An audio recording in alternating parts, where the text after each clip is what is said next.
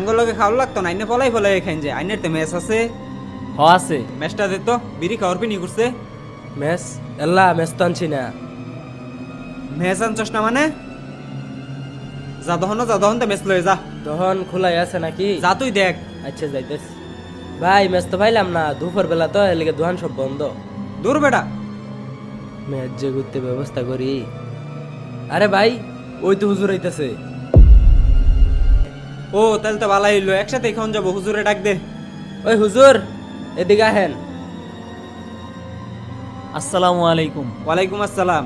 হুজুর আইনের ভাই ভালাই হইলো, আইনের ঠিক আছে? কি আছে, কিসের কথা বলতেছেন? ও বুঝছি ফাহিম, হুজুর শরম পাইতাছে, আঙ্গুর সামনে খাবার চাইতেছে না। আরে হুজুর সরম পাওয়ার কিলো, আইনাও খাই না আমরাও খাই, আমরাই তো যাই না একলগেই খাই।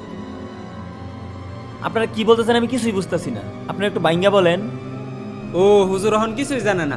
আচ্ছা সমস্যা নাই হুজুর, আঙ্গুর লগে খাওয়া লাগতো না, আইনে পলাই ফলাই খাইন যে আইনের তো মেস আছে। আছে। দিন মেসটা দিন।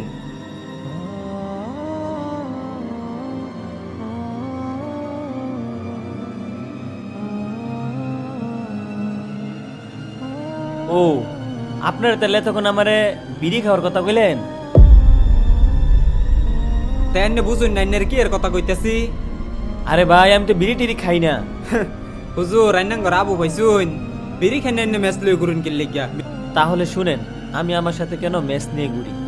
যখন আমার কোনো পাপ কাজ করতে মনে চায় তখন এই মেস দিয়ে আমি আমার হাতকে পুরাই, যেন জাহান্নামের আগুনের সেই ভয়াবহতাকে আমি অনুভব করতে পারি।